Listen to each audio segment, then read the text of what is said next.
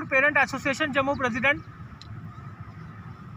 हमारे जो नए गवर्नर साहब आए हैं, हम उनसे अपील करना चाहते हैं कि ये जितने भी एजुकेशन डिपार्टमेंट के ब्यूरोक्रेट्स हैं इनको हटाया जाए, क्योंकि जब तक ये नहीं हटेंगे तो हमारी डिमांड हमें नहीं लगता कि आप तक पहुंचेगी भी। क्योंकि जितने भी गवर्नर साहब आए हमने सबसे मिलने की कोशिश की, हमें किसी ने नहीं मिलने दिया 2 साल से।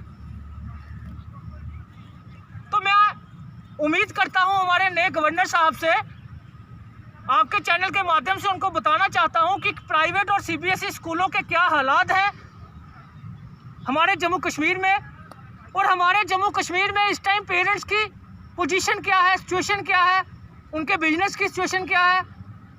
बहुत से ऐसे लोग हैं जो डेली वेजर हैं, बहुत से ऐसे लोग हैं जो बिजनेसमैन हैं, बहुत से ऐसे लोग हैं जो प्राइवेट जॉब करते हैं।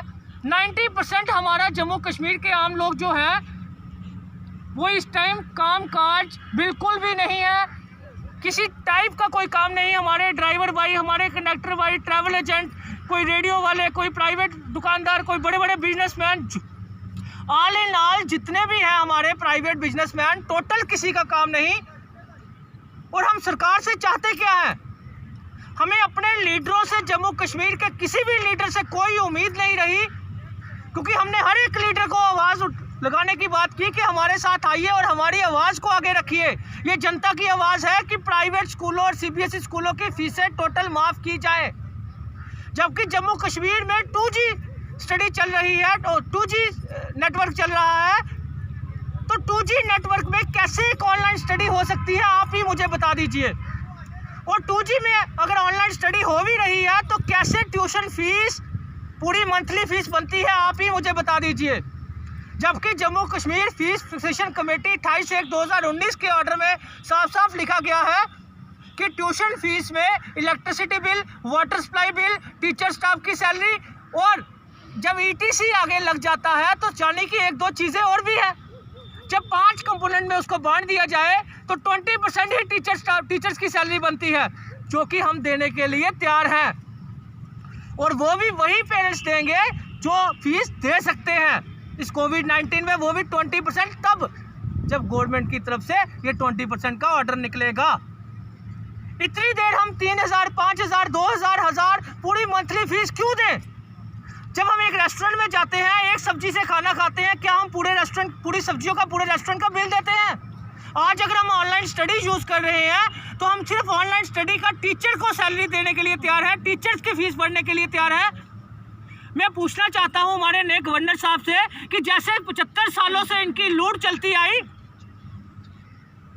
तो 7 सालों से हमारी बीजेपी सरकार भी है। आज 35 साल के बाद, 34 साल के बाद एक एजुकेशन पॉलिसी फिर वही बनाई गई कि नो प्रॉफिट नो लॉस पे स्कूल चलाए जाएंगे, हर स्कूल की एक ट्रस्ट होगी। तो मैं पूछना चाहता हूं, क्या आपने आज तक इनकी ऑडिट रिपोर्ट ली? मैं 1,25,00,000 जनता के बिहाफ पे कहना चाहता हूं, अगर आप एक स्कूल की 5-5 सालों की ऑडिट रिपोर्ट लें तो मैं दावे से कह सकता हूं लाखों करोड़ रुपए इन स्कूलों के अकाउंट में निकलेंगे। तो फिर हम लोग कहां से फीसें देंगे? स्कूल वालों को कहना है कि टीचर्स को सैलरी देनी है, तो टीचर्स को सैलरी देने के लिए हम 20% फीस देने के लिए तैयार हैं। नहीं तो स्कूल अपने हिसाब से, अगर 300 बच्चा है, 500 बच्चा है, 2,000 बच्चा है, अपने स्कूलों के हिसाब से, अगर 20 टीचर का स्टाफ है या 50 टीचर का स्टाफ है, उसके हिसाब से डिवाइड कर ले। आखिर स्कूल मानवता क्यों नहीं दिखा रहा?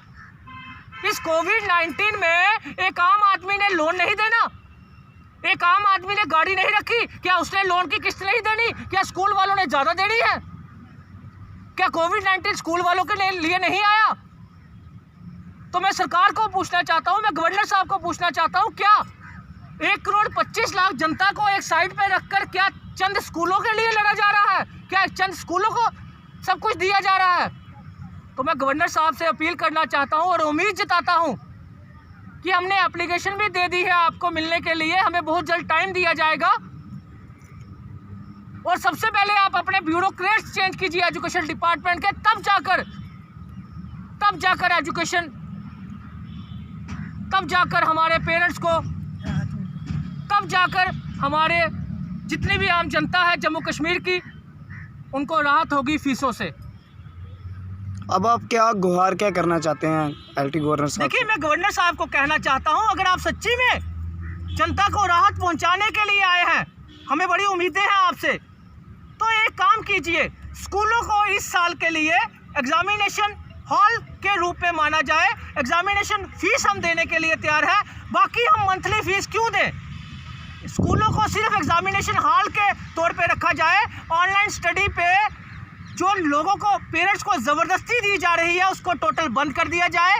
पेरेंट्स अपनी जबकि हमारे माँ बाप, हमारे पेरेंट्स ही अपने घरों में तैयारी करवा रहे हैं, ये लोग तो क्लिक करके भेज देते हैं, तो वो कोई ऑनलाइन स्टडी तो होती नहीं। जब पेरेंट्स तैयारी करवा रहे हैं, जब पेरेंट्स पैसा खर्चा कर रहे हैं, जब पेरेंट्स नए नए मोबाइल लेके दे रहे हैं, जब पेरेंट्स लैपटॉप लेके दे रहे हैं, जब पेरेंट्स रिचार्ज के खर्चे उठा रहे हैं, तो फिर पेरेंट्स को ज़बरदस्ती 2G की ऑनलाइन स्टडी क्यों थोपी जा रही है? पेरेंट्स को बोला जाए कि आप अपने हिसाब से अपने अपने बच्चों को ट्यूटर लगाइए, या जहाँ से मर्जी आप ऑनलाइन स्टडी करवाइए, या जो मर्जी करवाइए।